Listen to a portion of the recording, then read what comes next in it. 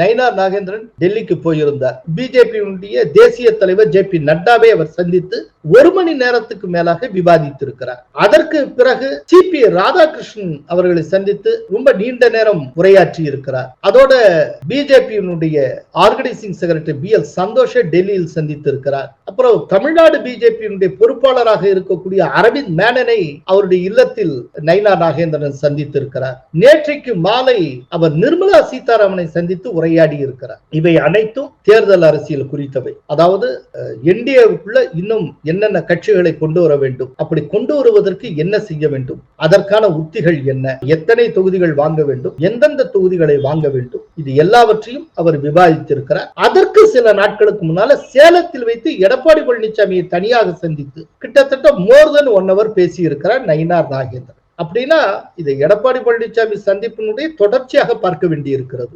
6 முக்கிய தலைவர்களை அடுத்தடுத்து அவர் சந்தித்து இருக்கிறார். இந்த தடவை சில முக்கியமான முடிவுகளோட நயினார் நாகேந்திரன் சென்னைக்கு திரும்பி இருக்கிறார் அப்படின்னு நாம சொல்ல முடியும். அதை வரும் நாட்கள்ல நயினார் நாகேந்திரனுடைய செயல்பாடுகளிலிருந்து நாம் புரிந்து கொள்ள முடியும். ஏன்னா நயினார் நாகேந்திரன் ரொம்ப ஒரு தெளிவான ஒரு அரசியல்வாதி. அவர்கிட்ட இருந்து வாயப்படுங்கிறதே ரொம்ப கஷ்டம். ஆனால் அவர் செயல்பாடுகள் மூலமாக இது எந்த டைரக்ஷன்ல போயிட்டு இருக்கு, இதன் மூலமா என்ன நடக்கும் அப்படிங்கறத நாம் புரிந்து கொள்ள முடியும்.